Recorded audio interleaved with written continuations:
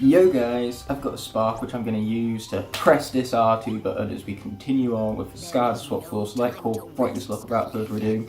Now in the previous episode I lost a Skylander which no doubt a lot of you are really infuriated by because it turns out Grim Creeper is a huge fan favourite, but unfortunately I just suck at the game, so he was defeated in battle all the same, and that means that because he was defeated in battle, his class is dead and cannot be used again throughout the remainder of the lock. Yeah, that's just how locks work, unfortunately. Those are the rules. Yeah, I wouldn't exaggerate to that extent there, Tessa. But regardless, today we're heading out for the Iron Jaw Gulch. This is most likely going to be a much shorter episode than the previous two, considering that Iron Jaw Gulch is a much shorter level by extent. It's still a good one, so I am pumped all the same to be returning to the Skylanders Swap Force Lightcore Brightness Lock. This new session right here, as you can tell I have a new attire, because I'm recording this literally 1 week after I recorded the first few episodes. And today we're probably going to go all the way up to the Winter Keep, and then from Winter Keep onwards we'll do that for our final session. Regardless, right now we have 3 bots, so our chances of losing this character are very slim. Like seriously, I think this guy could one-shot this entire game, let alone this entire level. Not that he needs to, because whenever an element swaps out, I must swap out for one of the 16 light cores corresponding to that element, and cannot swap out again until the element of the area changes once more. That's unfortunate, but why are we, satanising airships? What do they have to do with the devil? Oh wait, we have airships to destroy, dozers to be itching, cactuses to be running into, which is a very specific activity right here. Like, if I didn't run into that cactus, this entire lot would be doomed, so that was very clearly purposeful. Everything I do is with purpose. Oh wait, let's watch out for the cannonball. Taking that to the face would not be very good. Oh well, let's grab this gold, why not, right? And swap out for the magic element, which means that finally Starstrike here is getting her debut. I know what you're thinking, it's about time, because I too am also thinking that. I love the fact that Starstrike here has like a galaxy type attire to her, like seriously, her body is made of like stars and sky. So it's just a really cool design, with a great attention to detail too, just the way how it gleams and glimmers in the game. It's very, very well textured. Oh wait, can I skip this? Can I press best button video game? No I cannot, and it is big sad.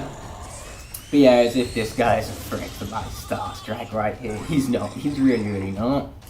So yeah, hopefully we can get through this level without death. That was the ideal, much more so than losing the character. That is far less really as far to say. Ouch. You know what, taking that hit to the face was all intentional, as intentional as hitting that cactus even, without doing what I'm doing, this lot would be doomed, it would be cursed, I tell you! Anyway, enough of all that, let's continue on to these here crates, because man, they just look ripe for destruction! I was right, they are being destroyed, very much so, by me. Oh, and a taco too, don't mind if we do. I mean, that just appeared out of thin air, but there's nothing more greater than tacos just appearing out of nowhere. Oh wait, we're going to watch out for these mines right here. They are not mines, so I want to stay far away from them, because getting within people's personal space that's not your own is not very cool. Doing it is very hard to get out of your own personal space, that's why it's yours. But still, that personal space is not mine. I should not go anywhere near it. But enough of my terrible mining puns. Actually, now that I think about it, I think mine is an appropriate term, because these kangaroos, I don't know why, but based on their aesthetics, their hard hats and everything, they just look like they could make the great miners. I know that's the Molkin's role in the Skylanders universe, at least that's what Skylanders Adventure, or Spyro's Adventure would imply, even not Skylanders Adventure. That's only like 66.6% of the title, because thirds are strange like that. But regardless of all that, yes, Molkins are for miners, but for kangaroos, I reckon could also make good miners. They have the goggles, the hard hats, all of the gear required almost. And that's what makes them aesthetically pleasing. And that's appropriate too, because this is a western type setting, we're out in the desert right here, and a common thing to do during the western era, and back when everything was deserted, you could say, was mining. Mining was huge in the western era, I believe. Hopefully I believe so correctly, otherwise this whole commentary chain would be very embarrassing right now. Me being as wrong as I am, it wouldn't surprise me, to be perfectly honest. I've waited time to be absolutely annihilative with Starstrike right here. Miss Underrated herself. Anyone who says she's underrated, I agree with you. Anyway, let's watch out for that blast right now. Oh, and we've got plenty more enemies to deal with. Why not, right? Just for good measure. Okay, there goes that fool. And this guy is going to be done with in no time. Just got to keep reflecting our blast right here. Luckily for us, Star Striker's the only character in this game who can attack while she jumps. You know, luckily they changed that trap team so every character had a jumping attack, but still, that makes Star Striker really unique in this game, and I really quite like that actually. The fact that she can still attack while she's jumping. Without further ado, let's be destroying this airship. It is literally for objective and all that, so you'd think we'd want to prioritise that over all else. Regardless, we got ourselves a taco right here. Very nutritious one at that. I never expect tacos to be as nutritious as that, but the game will tell you otherwise. By the way, we're not worried about dual elemental gates, or just elemental gates period, but you know, you can't say no to a Marshall Wheelock plucky. Plucky? It's like a plushie, but without the, you know, ush part.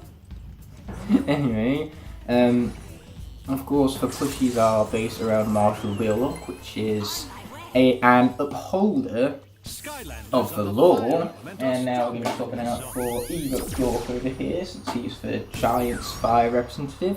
Regardless of all that, yes, Marshall Wheelock is an upholder of the law, and so I respect that, especially since I have a rather local tale to tell you of law being upheld and justice being given to people, because the biggest story of its time, at least locally for me, was when the PlayStation 5 first came out, and of course, you know, people were buying it up, going crazy over it, and so Amazon in particular was shipping out a ton of them. There was one driver in particular, well, one Amazon delivery guy, you could go as far as saying, who was delivering PlayStation 5s, but he basically would set the parcel down outside the house, take the photos to prove that it had been delivered, but then afterwards he would pick the parcel back up, take it back to the van, and basically hold on to it. So he was basically nicking other people's PS5s, and nicking is a term for stealing, for those of you who are unaware of the slang. And so, what's funny about this is that he did it with every single order that looked ever so slightly like a PlayStation 5, because he was aware of how big the box was. And so naturally, his greed is what got him caught in the end, because he got caught on, I think, 5 different people's cams. Because one person posted about it on Facebook out of raw anger, because they just ordered a £450 PlayStation 5 and was being nicked by some Amazon employee. And then what happened is that a committee was formed around it, because it turns out that exact same employee was doing the same to other people's PlayStation 5s. And in the end, the word got around to the Leicestershire police, and so they wound up getting enough evidence from this Facebook group to prosecute the man. And of course he was fired. But worse than that, you know, jail time. Very much not lawful, nicking people's PlayStation 5s, believe it or not. So the moral of the story is, don't break the law, and the law won't have to be upheld upon you. But yeah, I just think that's a really good tale of someone getting the justice they deserve. Yeah, this guy needs justice right now, so let's kill him so that then he becomes de-evilized. I don't know how, in the process of attacking him, it doesn't harm the Kangarat inside, and it just, you know, burns away for petrified darkness even. I was about to say evilized darkness, which is completely wrong, but you know, that's just Skylanders logic for you, or should I say lack thereof. There is no such thing as Skylanders logic. The only thing logical about Skylanders is the lack of logic, you could even go as far as saying. Okay, here you go, this guy still needs to go down yet. He's not down yet though, and it's rather frustrating. I mean, I asked guys to, didn't I? I totally did. Oh boy, watch out for the spinny dudes. I don't like the spinny dudes very much right now, especially since they are invincible. I can't touch them. I almost took that blast to the face, but almost didn't count now, does it? Big boom, we got a checkpoint. And also a situation where I am going to cheat. I'm going to place on countdown because I really want to tackle this tech zone, because it has a useful legendary treasure for us that I want to take advantage of. Plus it's just a platforming section, so it's not exactly like it's big risk now, is it? It's just more content for you guys to enjoy. It's a very fun section at that. And better yet, I get to brighten up the display that a little bit more, compensate for all the brightness we lost with the creeper behind you. Look, tech element! Let's just pretend that that occurred a little earlier, and so then this could be a lot more legal in terms of the rules. But you know me, I love making up rules as I go along. It's just the whole pizzazz of my content. I can't believe I just said the word pizzazz. I'm starting to cringe at my own jokes right now, because that was bad. Like, really bad. Anyway, moving on from all that, we have more gears to jump over. The game once again taking advantage of a third jump button. There you go, up we pop. Just like that. And there is our legendary treasure I was alluding to. A boom, baby. About time we started collecting some of these, to be honest, because look at that. XP boost. I thought it was gold gain. Gold gain would have been useful because then we could have used that to get more gold, get more charm from Tux Emporium. So it would have caused a chain reaction of events. And I yell chain reaction because it's a pun. It's the name of a Skylander of the same element as Countdown, actually. But turns out I was wrong, and that was for an XP boost the entire time, which would be useful if it weren't for the fact that all of my Skylanders are maxed out on level upness. So yeah, work out in the end that did not, but what will work out is when I place Hex here onto the portal for her debut of this undead area right now. Her bacon bandana and all. She's totally maxed out. Oh yeah. So now we have this last section of levels to get through, and hopefully not die along the way. I need to get the actual, like, bridge pumping thing before I can pump up the bridge, I suppose. So that sounds like a plan if you were to ask me.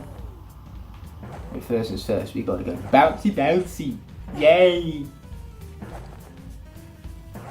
Okay, so now I'll be done with the bouncing. Sweet. Fun story about Lightcore Hex, actually. She was a pre-order bonus for Skylanders Swap Force at Tesco, my local Tesco. So basically, I pre-ordered Swap Force and I managed to pick up the starter pack for the exact same price as I would have regularly. In fact, because the pre-order itself was £5, we got the £5 deposit paid back.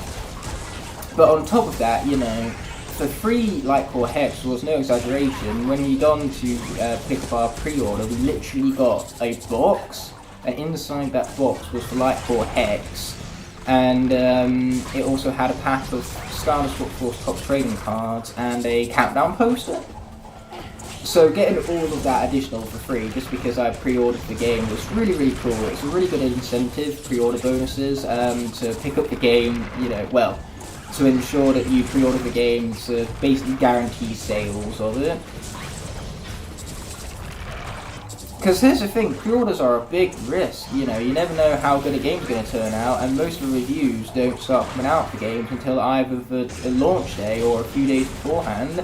So naturally that means that if you pre-order a game, it's very difficult for you to back out of it and get your money back. And so most people wind up picking up the game anyway. And so what can really help you get motivated to pick up a pre-order is to, of course, have a free incentive. And Lightcore Hex being the free incentive for Swap Force, well, for me, I was, of course, going to pick up Swap Force on day one anyway, but the Lightcore Hex was just cherry on top of the cake, because at the time, I didn't own a single version of Hex. So this was my first ever version of Hex, and it turns out his character is quite alright. She's not amongst the best cast, or the best of the cast even, because that makes more grammatical sense, but she's still good all the same. I relatively enjoy his character. She absolutely annihilated those guys right there, so no regrets. Anyway, glass hats, not a good plan. Not a great plan. One ever seen. After several unfortunate accidents, glass hats were all deemed illegal. Yeah, I wonder what unfortunate accidents this could possibly be alluding to. I love the fact that half of the story scrolls in these games are basically just describing the people of Skylands that have no brain cells. Anyway, I hit a cactus again, but once again that was all part of the plan, you see. Hopefully let's not hit these mines because they will most likely kill us. This is nightmare mode we're talking about here. And I have completely been missing some of these plushies along the way. Whoopsie! I forgot that I was meant to be collecting those. I just kind of did things as we went along, you could go as far as saying.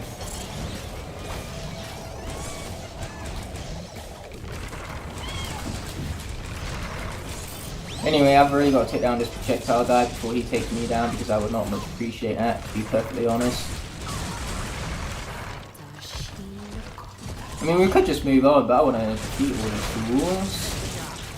And if I want it, I will have it. That's just how it works. Okay, so let's pick up the burger suit while we're at it. And were those guys back here defeated? No, they were not. There's not like they're going to be much trouble. All what we need to do is not attack them whilst they're trying to attack us. Very, very simple basis right here. Boom! See what I mean? So long as you slow down and take your time for this game and chill out, you know, even Nightmare mode isn't the most difficult. In fact, if anything, this is probably the easiest Nightmare mode of the Stardust franchise. Giants was difficult because it didn't have jumping, so it was harder to evade enemy attacks. And then Trap Team. Well, we all know how much of a nightmare Trap Team is a nightmare. And then, of course, Supercharger's Nightmare mode is probably the easiest if you strip away vehicles, but when you include the vehicles, things become a lot more difficult. The Superchargers and Locke is a fine example of that. And then Imaginators, it's fine with certain senseis, aka the villain senseis, but with any other senseis or anything that isn't an Imaginator, yeah, you're screwed, especially since all of the old Stardust were nerfed. Except for Scratch and Jet's bottom half, apparently. You don't know why they forgot to nerf Jet's bottom half in particular. They just did. Some developers just really like the air element, it seems.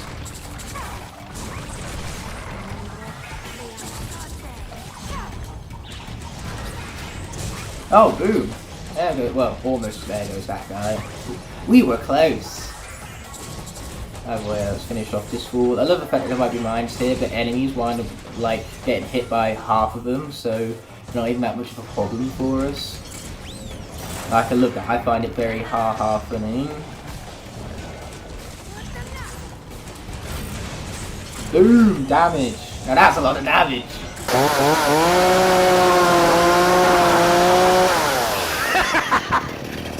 Now that's a lot of damage! Okay, we gotta be careful of all these fools though before we get hit by him. Oh hey, he's hit his own guy. That's hilarious. Okay, here we go. My bone wall is going to continue hitting him, and in the end, my skull waning are even going to be required as we take no damage in an entire combat scenario. I mean, I liked Hex before, but now I think I like her even more. Regardless, let's finish off this level already. When I said it was going to be a shorter episode than this, I wasn't lying. Yeah, it's looking at around 22 minutes at best. I did a great job getting those stars.